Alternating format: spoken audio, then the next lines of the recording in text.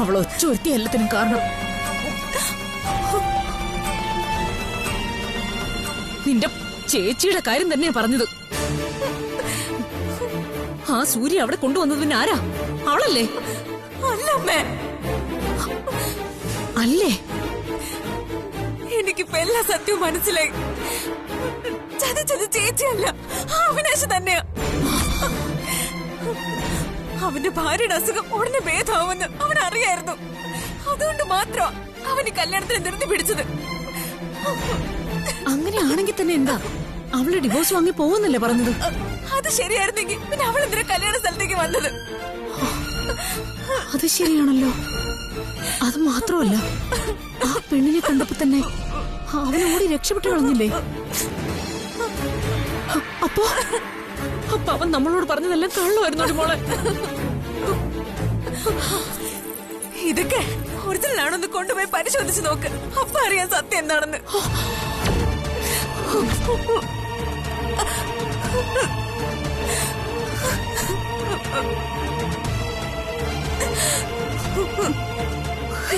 ഇനി ചേച്ചിയെ കുറ്റപ്പെടുത്തരുത്. തെറ്റ് പറ്റിയത് നമുക്ക് അമ്മ.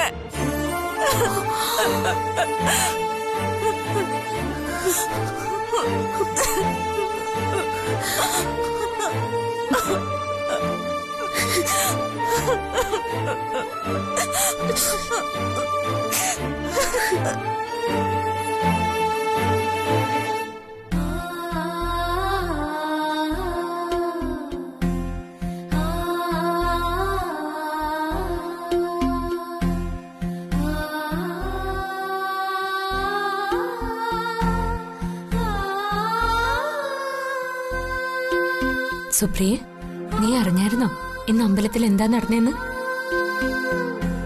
മൂഷിക സ്ത്രീ പിന്നെയും മൂഷിക സ്ത്രീ ആയെന്ന് പറഞ്ഞ പോലെ ഞാൻ തന്നെ ഇന്നും ബലിയാടായി. എല്ലാരും കൂടി എന്നെ ഒഴിവാക്കി പോയതാ.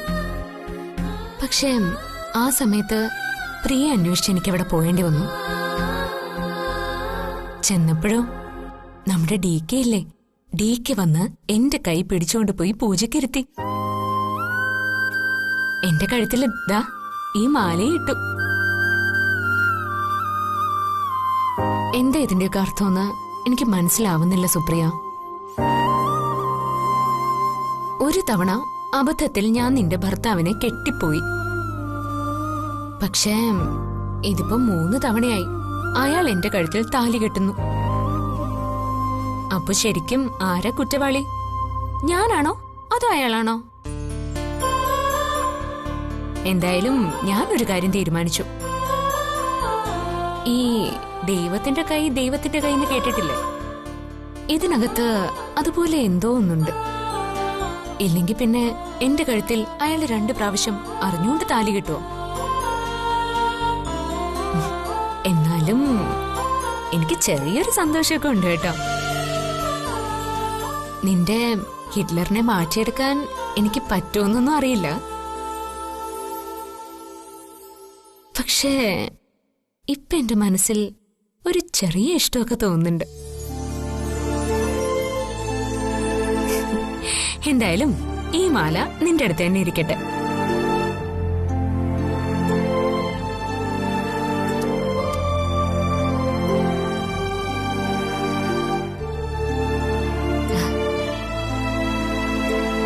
നീയല്ലേ ഞങ്ങളെ തമ്മിൽ ഒന്നിപ്പിച്ചത്? അപ്പൊ നീ തന്നെ വേണം ഇത് സൂക്ഷിക്കാൻ. എത്ര പറഞ്ഞാലും മനസ്സിലാവാത്തൊരു മുട്ടക്കാട്ട് പോത്താ നിന്റെ ഹിറ്റ്ലർ. അയാളെ എങ്ങനെ മര്യാദ പഠിപ്പിക്കണമെന്ന് എനിക്ക് ഒരു പിടിയുമില്ല. നീ എന്നെ സഹായിക്കണം കേട്ടോ.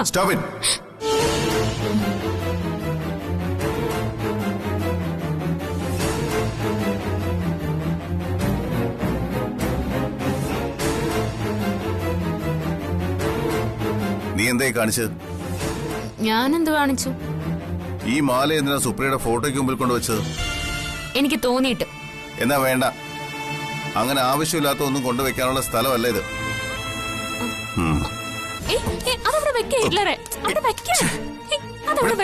ഇതെങ്ങോട്ട് എടുത്തോണ്ട് പോവാം? വേണ്ട, ഈ മാലകൾ എന്റെ സുപ്രിയയുടെ അടുത്ത് വെക്കണ്ട. ദേ, ഒരു കാര്യം ഞാൻ പറഞ്ഞേക്കാം. അബദ്ധത്തിൽ നിന്റെ കഴുത്തിൽ ഇന്ന് ഈ മാല ഇടേണ്ടി വന്നു കരുതി നീ ഇതൊരു അവസരമായി എടുക്കരുത്. എന്റെ ജീവിതത്തിൽ ഭാര്യയുടെ സ്ഥാനത്ത് സുപ്രിയ മാത്രമേ ഉണ്ടായിരിക്കൂ, മരണം വരെയും. വെറുതെ എന്റെ പിന്നാലെ നടന്ന് ജീവിതം കളയാൻ ശ്രമിക്കരുത്. അവളുടെ ഒരു തുളസിമാല.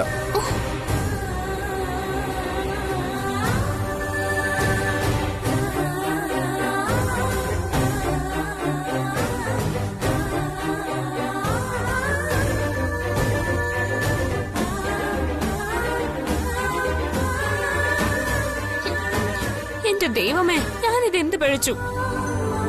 നേരത്തെ ഞാൻ നിന്നോട് പറഞ്ഞതേ അങ്ങ് തിരിച്ചെടുക്കുക. നിന്റെ ഹിറ്റ്ലർ മുട്ടക്കാട്ടം പോത്തല്ല, കാണ്ടാമൃഗം. അയാളെ ഞാനെന്നല്ല, ലോകത്താര് വിചാരിച്ചാലും നേരെയാക്കാൻ പറ്റില്ല. അത്രയ്ക്കും ഡേഞ്ചറസ് ആയിട്ടുവാ ആ മുതല്.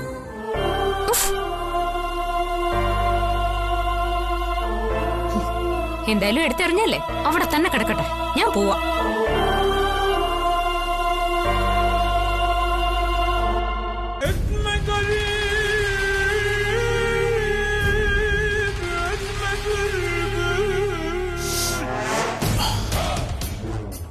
ആ ജ്യോതി, അവൾ ഒറ്റയൊരുത്തിയ എല്ലാത്തിനും കാരണം. സൂര്യ ക്ഷേത്രത്തിലെത്തിച്ചത് അവളുടെ ബുദ്ധിയാ, അവളുടെ ബുദ്ധി.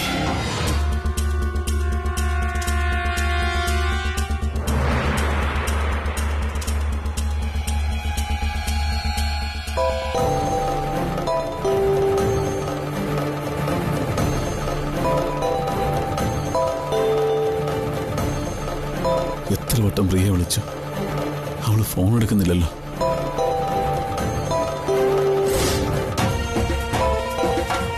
അവള് ശരിക്കും എന്നെ തെറ്റിദ്ധരിച്ചിട്ടുണ്ടാവും.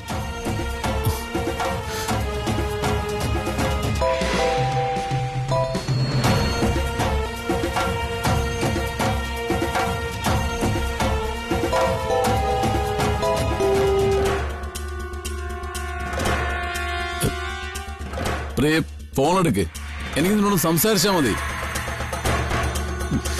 ഫോൺ എടുക്കടി. Pick up my call.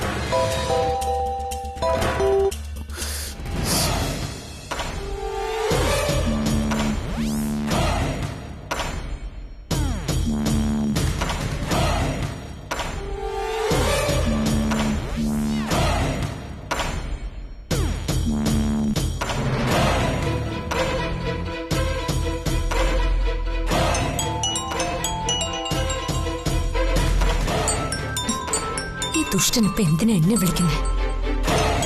രണ്ടും പറഞ്ഞിട്ട് എന്നെ കാര്യം. ഹലോ, നിന്റെ തല ഇടുത്തി വീഴുപടി. എന്റെ കല്യാണം മുടക്കിയ നിന്നെ വെച്ചേക്കല്ല, നോക്കിക്കോ. നീ പിന്നെ എന്ത് കരുതിയടാ? എന്റെ അനിയത്തെ ചതിച്ച് കല്യാണം കഴിക്കാന്നോ? സ്വന്തം ഭാര്യയെ തള്ളിയിട്ട് കൊല്ലാൻ നോക്കിയിട്ട് അവൻ നടക്കുന്നു രണ്ടാം കെട്ട് കിട്ടാൻ. മര്യാദയ്ക്ക് വെച്ചിട്ട് പോടാ. നീ എപ്പോഴെങ്കിലും എന്റെ മുന്നിൽ വരും, അന്ന് നിന്റെ തലമണ്ട ഞാൻ അടിച്ചു പൊളിക്കും.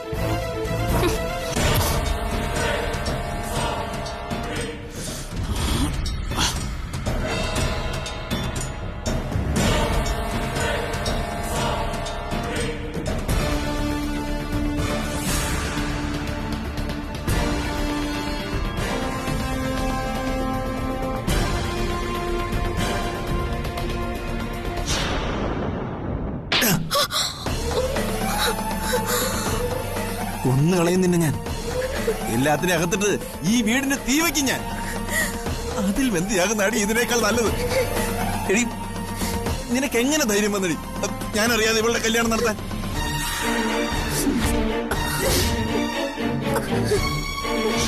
ഇവളെ ഞാൻ കുറ്റം പറയില്ല, അവള് കുട്ടിയാ. പക്വതയില്ല, ബുദ്ധിയും വിവേകവും ഇല്ല. പക്ഷെ നീയോ?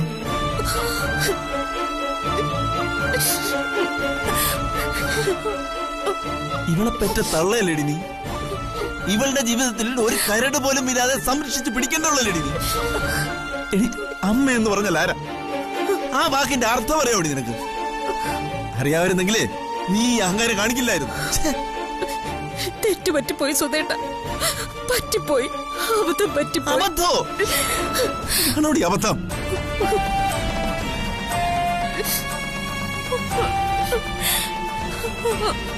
നിന്നെ പോലുള്ള കുറെ പെണ്ണുങ്ങൾക്ക് ഒരു ധാരണയുണ്ട്, അമ്മ മക്കളെ 9 മാസം വയറ്റിൽ ചുമന്നതിന്റെ കണക്കിൽ എവിടെയും ജയിക്കാമെന്ന്. അല്ലടി?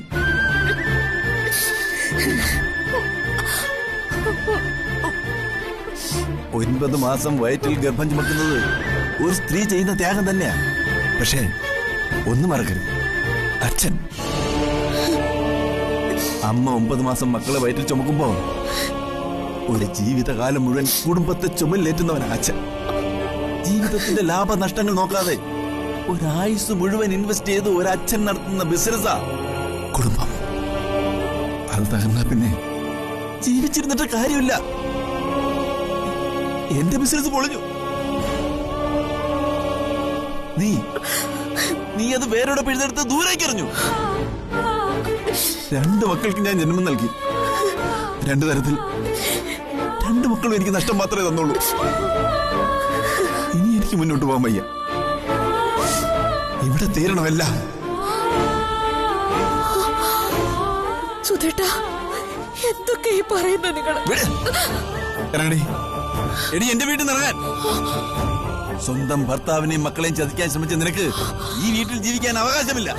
ഇപ്പോ ഈ നിമിഷം നീ ഇവിടെ നിറങ്ങണം. നീ മിണ്ടരുത്. സുധേട്ടാ, ഞാൻ ഇവിടുന്ന് എങ്ങോട്ട് ഇറങ്ങി പോവാനാ? എവിടേക്കെങ്കിലും പോ, എനിക്ക് നിന്നെ വേണ്ട. ഒരു തവണത്തേക്ക് ക്ഷമിക്കച്ച. നീ കരയരുത്. നിന്റെ ഈ കണ്ണീരിന് ഒരു വിലയില്ല. കഴിഞ്ഞ ദിവസം നീ എന്റെ മുഖത്ത് നോക്കി പറഞ്ഞു, മേലാൽ നിന്റെ കാര്യത്തിൽ ഞാൻ ഇടപെടരുതെന്ന്. നിന്റെ ജീവിതം നീ തീരുമാനിക്കുമെന്ന്. എന്നോട് ക്ഷമിക്കച്ച. എനിക്കൊരു തെറ്റ് പറ്റിപ്പോയി. എന്നോട് ക്ഷമിക്ക്. നീ കുട്ടിയാ.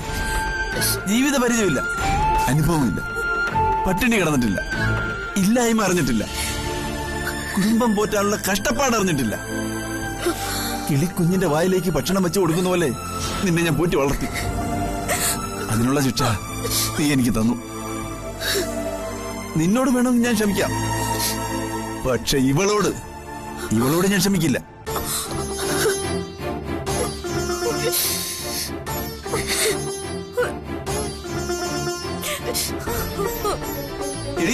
സ്വന്തം മക്കൾ വഴിതെറ്റുമ്പോ അതറിയേണ്ടതും നിയന്ത്രിക്കേണ്ടതും അമ്മയാ. മക്കളുടെ തെറ്റിന് കുടപിടിച്ച് ഒപ്പം നിൽക്കേണ്ടവളല്ല അമ്മ.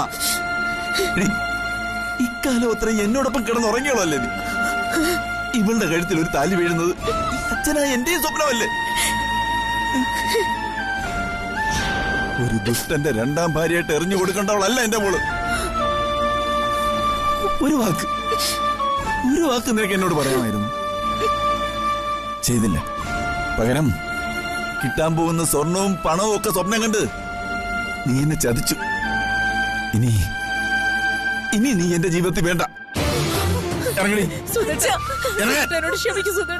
ഒരു കാലം പിടിക്കണ്ട. നിന്നെ പോലുള്ള സ്ത്രീ ഒരു കുടുംബത്തിന്റെ ശാപോ. ഇറങ്ങ വഴി. ഇങ്ങോട്ട് വരെ.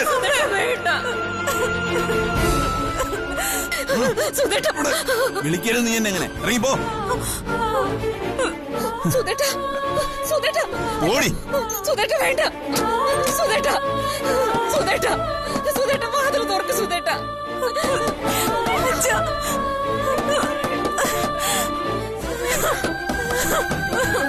ഇനി ഞാനൊരു തെറ്റും ചെയ്യില്ല സുധേട്ടാ. വാതിൽ തുറക്ക് സുധേട്ടാ.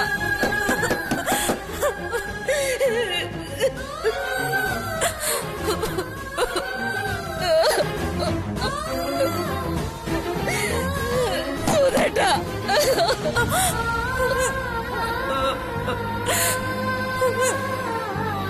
സുധേട്ടാ, വാതിൽ തുറക്ക് സുധേട്ടാ.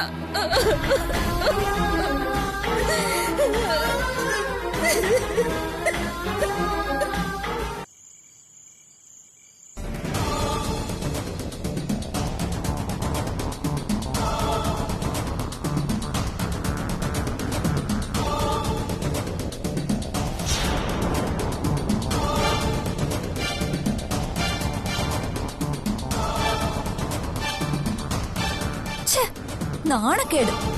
അവളുടെ മുന്നിൽ ഇതിലും വലിയൊരു നാണക്കേട് നമുക്ക് വരാനില്ല. ഇവിടുന്ന് നമ്മൾ വലിയ ഗമയിൽ അവളെ ഒഴിവാക്കി അവളോട് യാത്ര പറഞ്ഞു പോയതാ. എന്നിട്ട് സംഭവിച്ചതോ?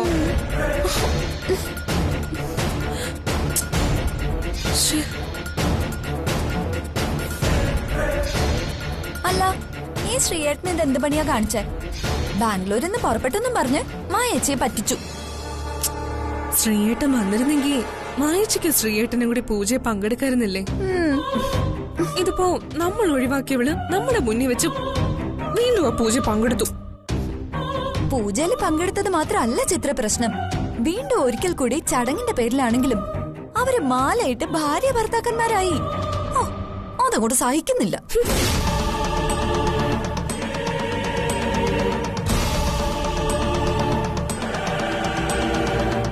വല്ലാത്തൊരു ഭാഗ്യമുള്ള ജന്തുവാണ് അവള്. ആ സമയത്ത് അവൾ എന്തിനാ അവിടേക്ക് വന്നത്? അതോ ശ്രീയേട്ടൻ വരില്ലെന്ന് അവള് മുൻകൂട്ടി അറിഞ്ഞോ? എന്തോ ഒരു കള്ളക്കളി ഇതിന്റെ പിന്നിൽ നടന്നിട്ടുണ്ടെന്നാ എന്റെ ബലമായ സംശയം. അല്ല മായേച്ചി, സത്യത്തിൽ ഈ ശ്രീയേട്ടൻ എന്താ പറ്റിയത്? ഇതുവരെ മായേച്ചിയെ ശ്രീയേട്ടൻ വിളിച്ചില്ലേ? വിളിച്ചു. ശ്രീയേട്ടൻ അവിടുന്ന് പുറപ്പെട്ടതാ. കുറച്ചു ദൂരം വന്നപ്പോ വണ്ടി ആക്സിഡന്റ് ആയി. പിന്നെ അത് പോലീസ് കേസുമായി. പാതിരാത്രി വരെ പോലീസ് സ്റ്റേഷനിലായിരുന്നു. അയ്യോ, അതുകൊണ്ടാ വരാൻ പറ്റാതിരുന്നത്. എന്തായാലും നാളെ വരുമല്ലോ. വരട്ടെ. എനിക്ക് അതല്ല മായച്ചി അത്ഭുതം. അമ്മ അവളോട് ക്ഷമിച്ചതാ. ഡിക്ക് അവളുടെ കഴുത്തിൽ മാല ഇട്ടപ്പോ അമ്മയുടെ മുഖം ഞാൻ പ്രത്യേകം ശ്രദ്ധിച്ചതാ. ആ മുഖത്ത് ഭയങ്കര സന്തോഷമായിരുന്നപ്പോ. അവളുടെ മുന്നില് അമ്മ അല്ലെങ്കിലും വെണ്ണയല്ലേ, അലിഞ്ഞു പോവും. അവൾ അമ്മയോട് 2 സോറി പറഞ്ഞ് കരഞ്ഞു കാണിച്ച അമ്മ എല്ലാം മറക്കും. അതെനിക്ക് ഉറപ്പാ.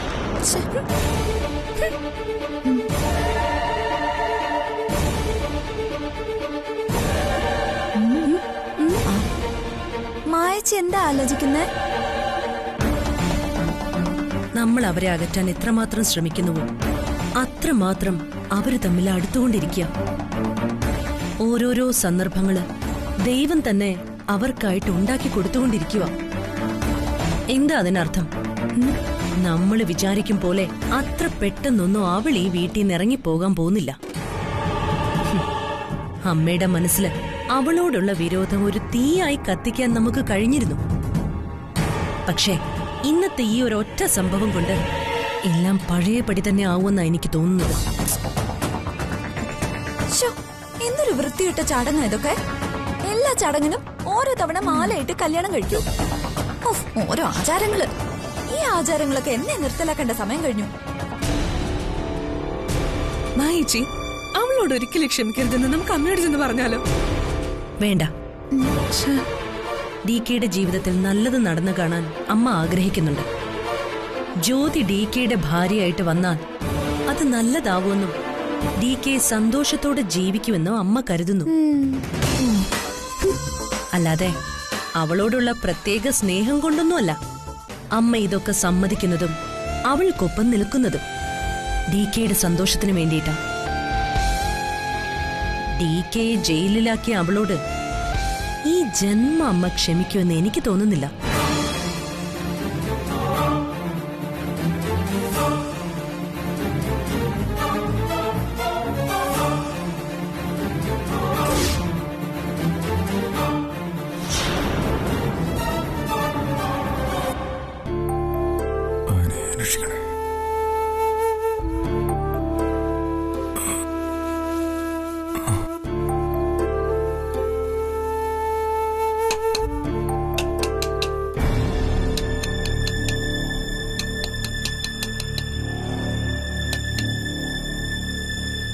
ആരാത്?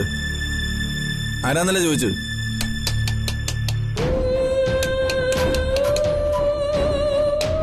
ആരാത്? പുറത്തെ കോളിംഗ് ബെല്ല് വെച്ചിട്ടുണ്ട്. ആരായാലും അവിടെ വന്ന് വിളിക്കണം. അല്ല, പാതിരാത്രിക്ക് ജനൽ വന്ന് തട്ടുകയല്ല വേണ്ടത്.